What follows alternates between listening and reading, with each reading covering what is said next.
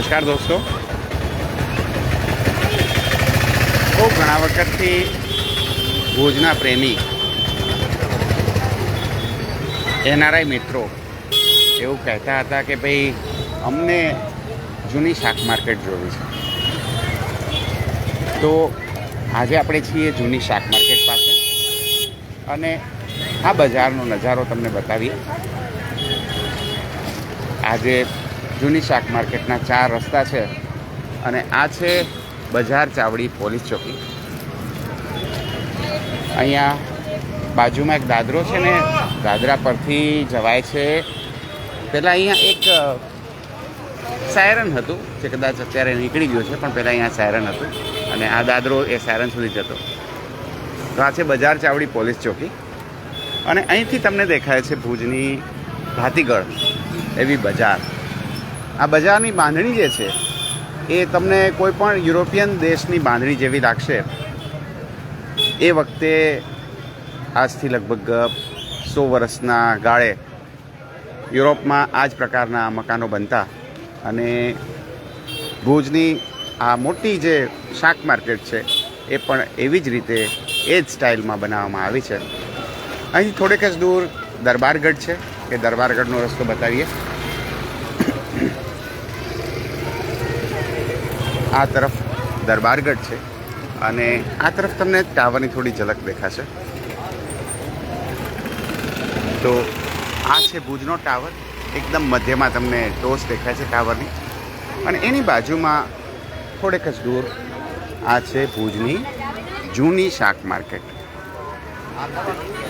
દોસ્તો, એક વખત હતો જ્યારે અહીંયા શાક લેવા માટે આખું ભુજ આવતું, પણ ધરતીકંપે વ્યવસ્થા બદલી નાખી અને એ પછી ભુજના ઘણા બધા લોકો કિલ્લાની અંદરનું ભુજ મૂકી અને બહારે ગયા.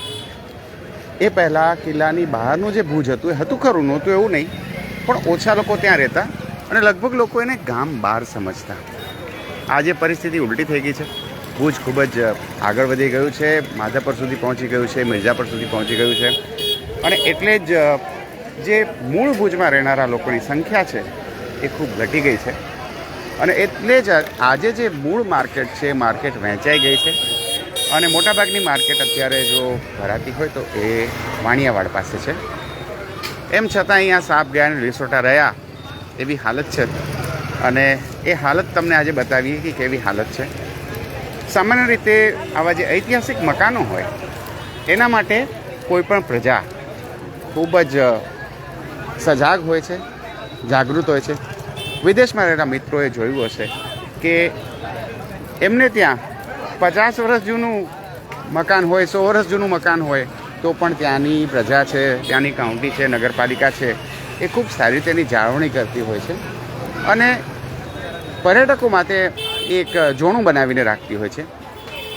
આજના દિવસે આ જે બજાર છે, આ જે જૂની શાક માર્કેટ છે એ કેવી છે એ તમને અંદરથી બતાવીએ એટલે ખબર પડશે કે અહીંયા આ ઐતિહાસિક મકાનની કેવી રખરખાવ છે, એ કેવો રખરખાવ છે એ તમને ખ્યાલ આવશે. તો આ અંદરનું દ્રશ્ય છે શાક માર્કેટનું. પહેલાં આ બધા જ જે થડાઓ છે ભરાયેલા રહેતા, આનું નવીનીકરણ કરવામાં આવ્યું છે.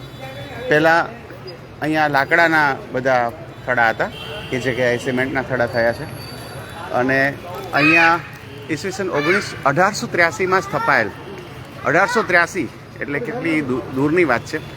એટલે કે આજે લગભગ 140 વર્ષ થયા આ મકાનને. તો ઈસવીસન 1883માં સ્થપાયેલ ભુજની શાક માર્કેટ 2001માં આવેલ ધરતીકંપમાં નુકસાન થયું અને એ પછીનું નવનિર્માણ કરવામાં આવ્યું અને 2005માં એને ફરી પાછું ભુજની જનતાને અર્પણ કરવામાં આવ્યું. તો આ શાક માર્કેટ જે છે તે આટલી જૂની છે, 140 વર્ષ અને 140 વર્ષ જૂની આ શાક માર્કેટમાં અત્યારે કેવી પરિસ્થિતિ છે તમે જોઈ શકો છો. અહીંયા સરસ મજાના માટીના રમકડા છે.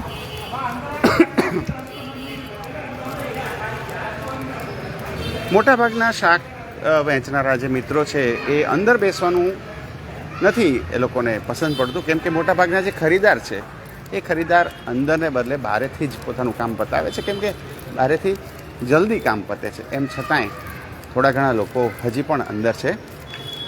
જી નમસ્તે, અત્યારે લાઈવ ચાલુ છે, વાત કરશો મારી સાથે? આ એક પેજ ઉપર લાઈવ ચાલી રહ્યું છે અત્યારે, તમારી શાક માર્કેટ માટે વાત કરવી હતી, તો વાત કરશો?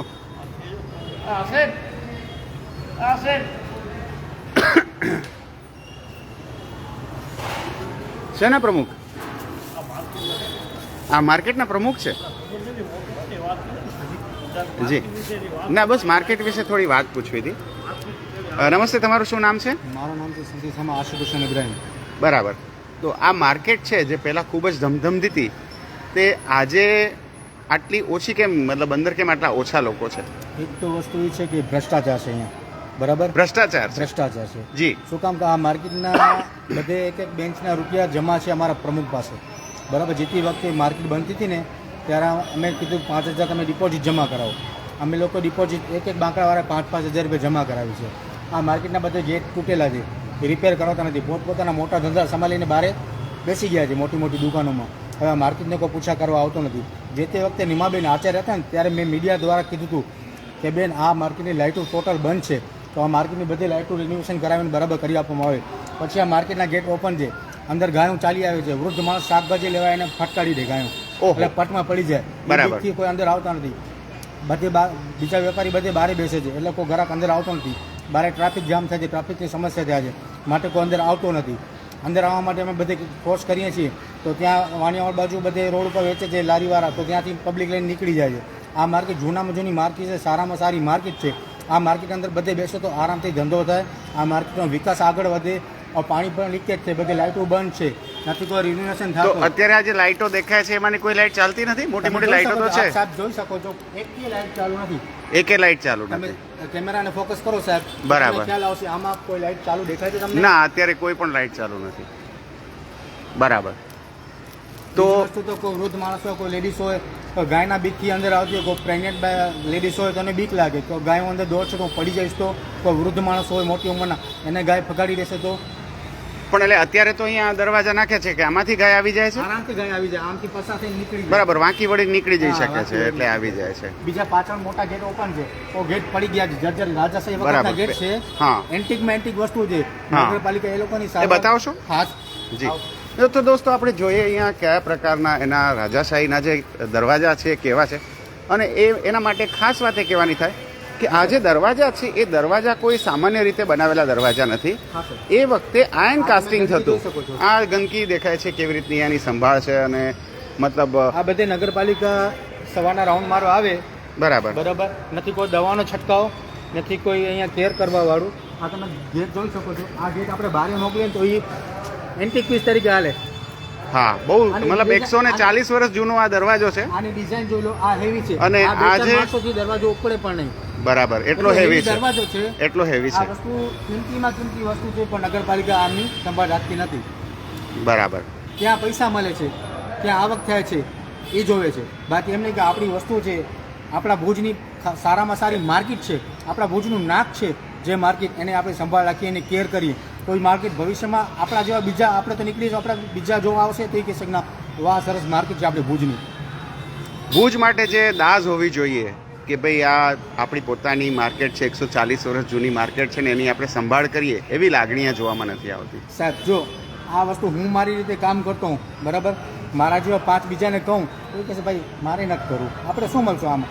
પેલા સાહેબ અમે રોજ સાંજના સફાઈ કરતા પોતાના હાથે, પોતે સફાઈ કરતા. લાઈન ચેન્જ કરી નાખી, મારો પોતાનો શાકભાજીનો ધંધો હતો, બરાબર, એટલા માટે મેં આખી લાઈન ચેન્જ કરી નાખી. બરાબર, મારી ઓફિશિયલ વર્ક છે, બટ હું સાંજના ડેલી આવું, મારી એક લાગણી બંધાયેલી છે, મારો દિલ અહીંયા બંધાયેલો છે, બરાબર, હું અહીંયા આવું નહીં તો મને જમવાનું ભાવે નહીં. અરે તો આપના પિતાજી શું કરતા? પોતાની ખેતી છે, આશાપુરા મંદિર પાસે જુમાવાડી છે, મારી પોતાની છે. બરાબર, અમે વસ્તુ મૂકી નથી, અમે ઓર્ગેનિક ખેતી કરીએ છીએ.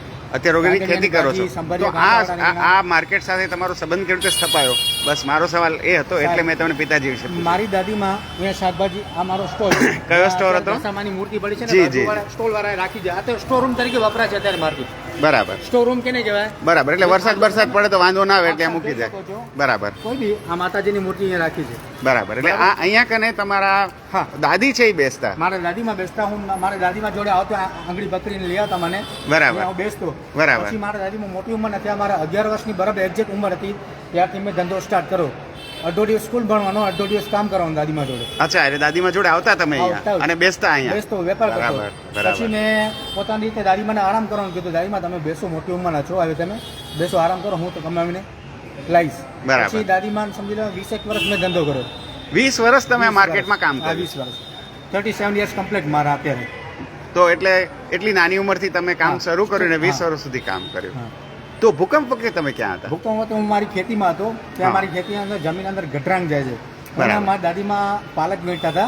હા.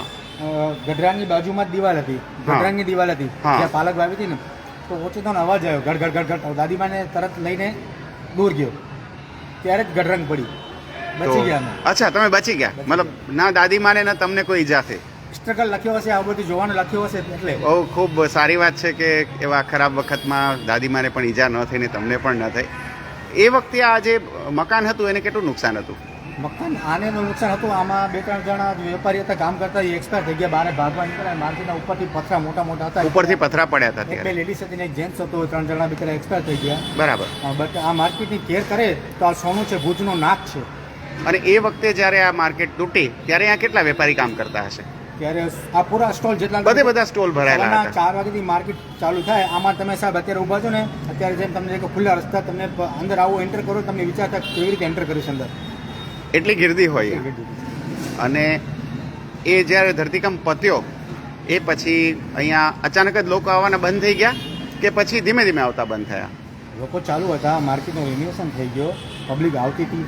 બટ આ રસ્તાની વચ્ચે જે લારીઓ લગાડે છે ને એના લીધે પબ્લિક બારે થઈને લઈને નીકળી જાય છે. એટલે મૂળ જે બારે જે ખોટી માર્કેટ જે ઊભી થઈ છે કે જે ખરેખર માર્કેટ ટ્રાફિક અડચણ, કોકનું એક્સિડન્ટ થાય, કોકનું અકસ્માત થાય, અથવા તો મારામારી થઈ જાય, કોકની ગાડી ટચ થાય, વાંક આપણો બે ગાડીવાળા ન હોય, ઓલી સાઈડમાં જે લારી લાગેલી હોય એનો વાંક હોય. જો કામ કે પેલી જગ્યા રસ્તા નીચે એને પેક કરી નાખી. બરાબર.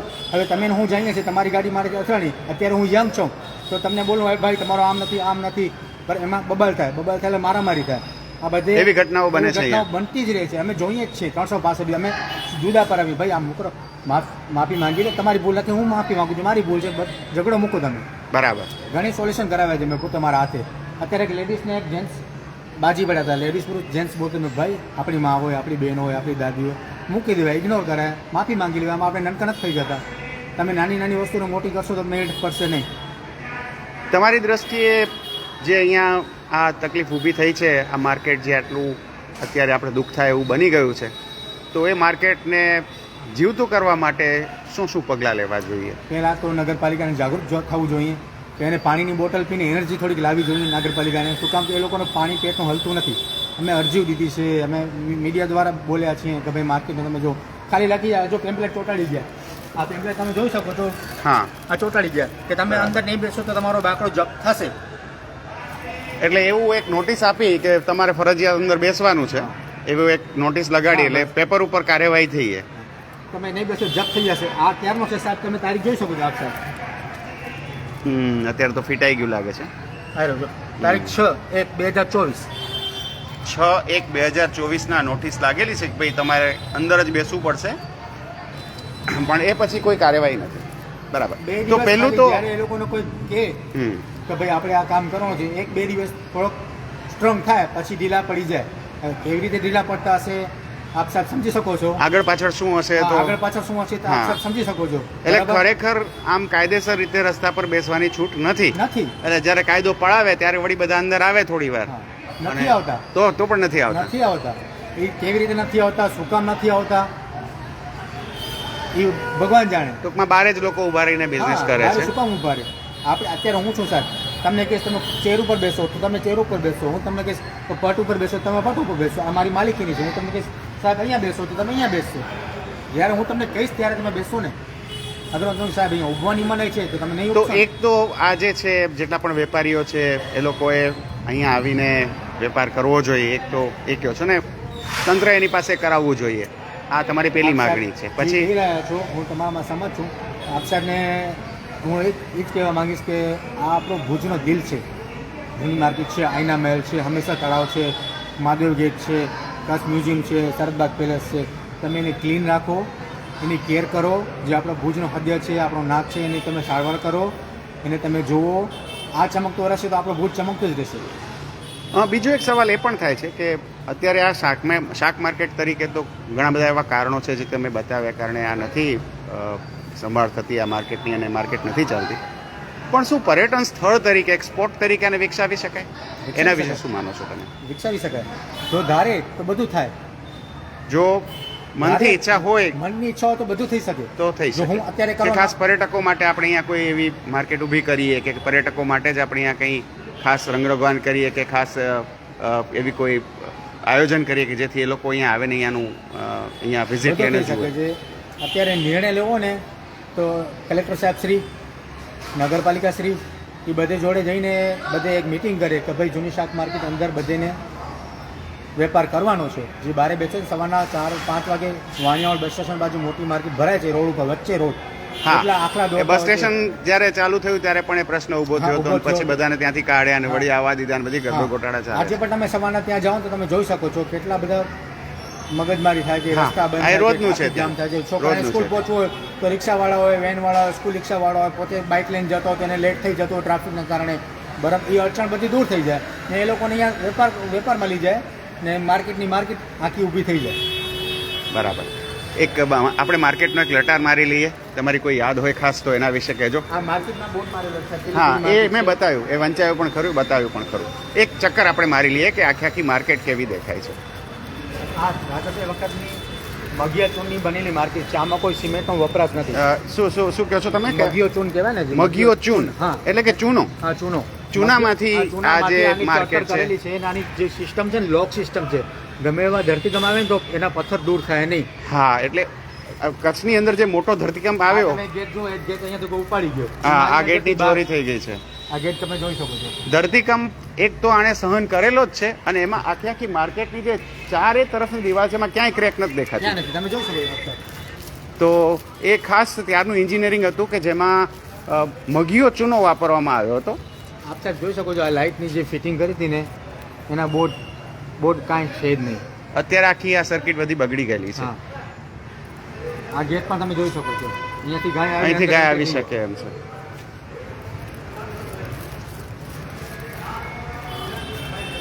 પછી આવા જ ગેટ હતા. આ ગેટ બંધ થાય છે રાતના. આ ગેટ બંધ થઈ શકે છે.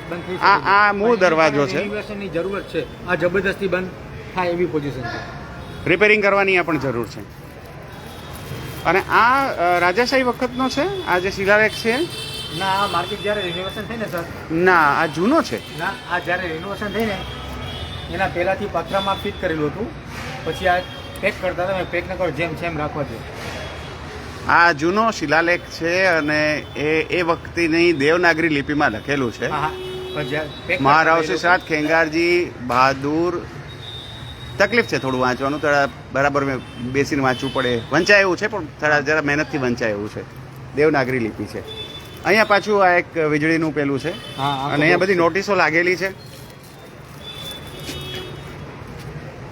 અરજદારની બહેન યાસ્મીની પુત્રી રોજીનાના હિતેચ્છુર વાલી તરીકે બાબત ગોટાળા. તો અહીંયા હજી થોડા ઘણા મિત્રો છે, જેમ કે ભાઈ હજી એકદમ સરસ દુકાન સજાવીને બેઠા છે, પણ એક કે બે કે ત્રણ જણા જ દેખાય છે હજી, એના સિવાય કોઈ નથી. તો દોસ્તો, આ છે ભુજની જૂની શાક માર્કેટ અને ભુજની જૂની શાક માર્કેટના પ્રશ્નો વિશે ભાઈ આપણે બહુ સરસ રીતે વિસ્તારથી વાત કરી.